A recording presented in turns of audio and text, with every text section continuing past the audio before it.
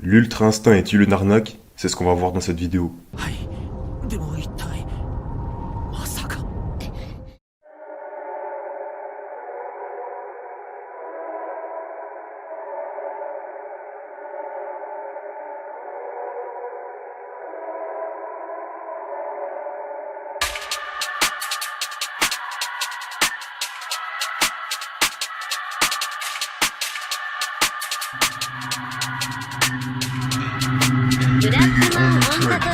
T'as senti l'évolution, à chaque son je me rapproche de l'ultra instinct. Fusion parfaite avec l'instrumental freestyle, faut plus t'abonner sur Insta. Sur le chemin de l'éveil, technique de l'ermite, je dois dépasser le mental. Échauffement de la voix, ça date, j'ai enfin rassemblé les 7 boules de cristal. Hey, petit à petit on augmente le level, moi je m'en bats les couilles de la concu. Le mec dans la glace c'est mon seul rival, appelle-moi Blackman comme dans un Marvel. Mes récits font partie des 7 merveilles, confectionne nouvelle technique de découpage. Je me bats contre moi-même pas dans mon sommeil, et je remercie Dieu quand je me réveille. Bonjour à tous, aujourd'hui on se retrouve pour une nouvelle vidéo sur l'Ultra Instinct. On va voir pourquoi c'est une arnaque et quel était le potentiel de cette idée dans l'œuvre Dragon Ball.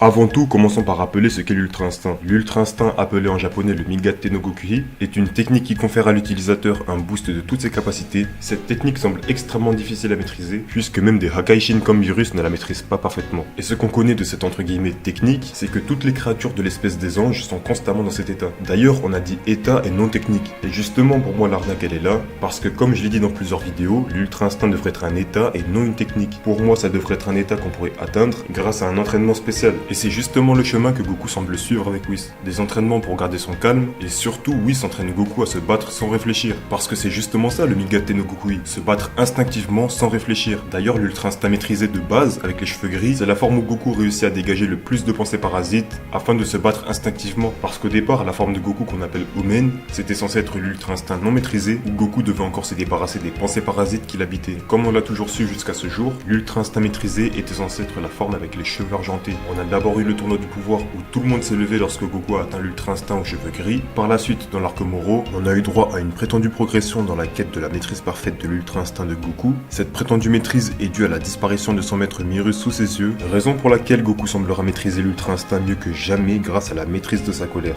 Mais maintenant, dans l'arc Granola, Goku a tout essayé, et même l'Ultra Instinct maîtrisé qui avait pourtant permis à Goku de surpasser Moro, s'est vu être dépassé par Granola, et n'en parlons pas pour Gas. Je vais pas revenir sur la catastrophe qu'est cet arc, mais je vais plutôt revenir sur l'un des rares points positifs de cet arc, l'Ultra Instinct enfin presque maîtrisé.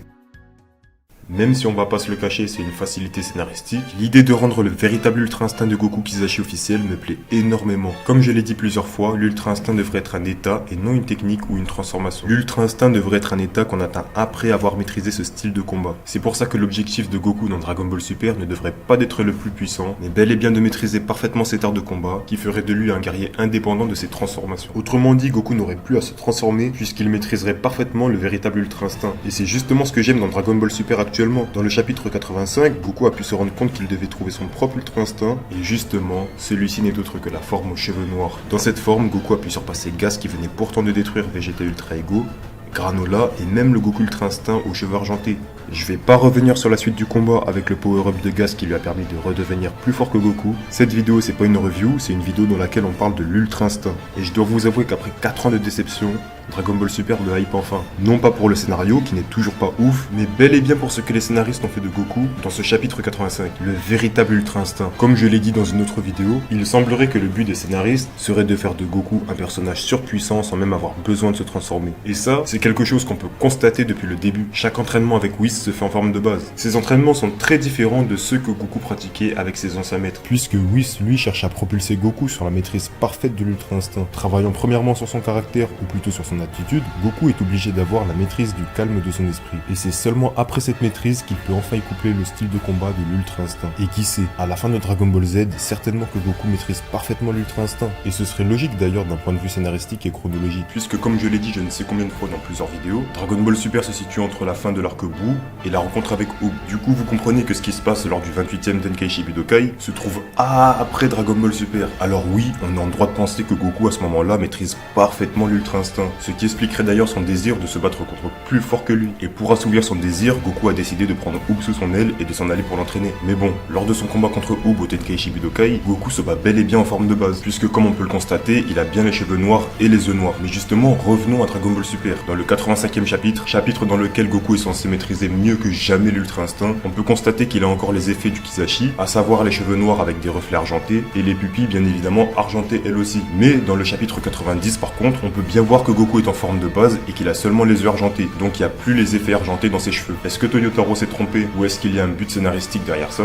On verra ça au prochain chapitre. Mais bref, pour en revenir à ce nouveau Ultra Instinct, entre guillemets maîtrisé parfaitement, en tout cas pour l'instant on peut le voir comme ça, puisque c'est à ce jour la forme la plus parfaite de l'Ultra Instinct que Goku détient. Et justement, comme je vous le dis depuis longtemps, l'état dans lequel se trouve Goku lors du chapitre 86, c'est pour moi la forme réelle de l'Ultra Instinct. En tout cas, c'est celle qui s'en rapproche le plus. À la limite, faudrait juste rajouter une petite lueur argentée autour de lui, et du coup enlever les yeux argentés. Voilà pourquoi malgré les dingueries qu'ils nous font, je commence à reprendre de l'espoir pour Dragon Ball Super. Parce que honnêtement, niveau scénario, c'est pas ouf. Après, je vais pas parler du film, sinon je vais péter les plombs, mais en tout cas, je suis vraiment fier de ce qu'ils ont fait pour Goku. On va dire que ça rattrape toutes les conneries qu'ils ont fait avec Goku juste avant, parce que là, perso, je pense qu'on est vraiment sur le bon chemin là. Et d'ailleurs, en y réfléchissant, on va pas se mytho, l'arc Granola était vraiment une déception. Il y avait du potentiel, comme d'habitude, il y avait des bonnes choses à faire. Malheureusement, nous qui suivons les scans chaque mois, avec un tel scénario, on est certain d'être déçus. Mais je suis sûr qu'en prenant du recul et en attendant la sortie de plusieurs chapitres, on peut sûrement mieux apprécier les scans et du coup se faire une meilleure idée de Dragon Ball Super. D'ailleurs, même si actuellement on est pour la grande majorité déçus du scénario, peut-être qu'en fin de compte, c'est nécessaire pour nous faire par la suite un meilleur scénario. Parce que qui sait, et pour moi il y a de grandes chances que ce soit ça, l'Ultra Instinct est une idée de génie, comme je l'ai dit, c'est une très bonne idée, mais malheureusement cette idée a mal été exploitée puisque Goku en a fait une transformation. Alors qu'à la base c'est censé être un état, ou un mode, appelez ça comme vous voulez, mais pour moi ça devrait être un état. Et du coup justement, toutes ces fois où Goku s'est trompé, toutes ces fois où Goku a cru maîtriser l'Ultra Instinct parfaitement, mais qu'en fait il était à côté de la plaque, et ben peut-être et très certainement que c'était pour l'évolution de Goku. Parce que si Goku maîtrisait parfaitement l'Ultra Instinct comme on a cru le comprendre lors du Chikara no Taikai, ça n'aurait aucun sens et du coup Goku aurait déjà terminé son évolution. Mais là, attention vos oreilles, Dragon Ball Super annonce un truc de ouf. Là ça me fait bizarre parce que c'est rare que je sois content de Dragon Ball Super. Mais là j'ai l'impression qu'on va enfin,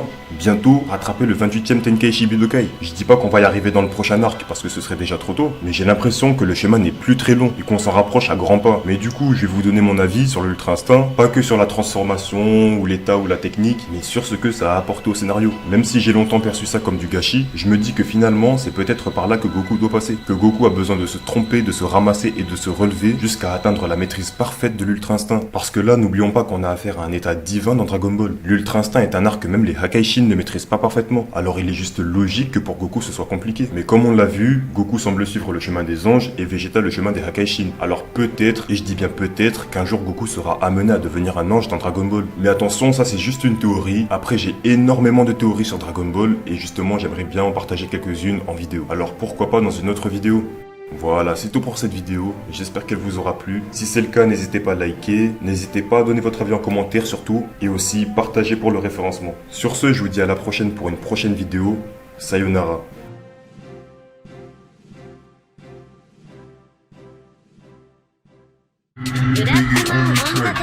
T'as senti l'évolution, à chaque son je me rapproche de l'Ultra Instinct. Fusion parfaite avec l'instrumental freestyle, faut plus t'abonner sur Insta. Sur le chemin de l'éveil, technique de l'ermite, je dois dépasser le mental. Échauffement de la voix, ça date, j'ai enfin rassemblé les 7 boules de cristal. Hey, petit à petit on augmente le level.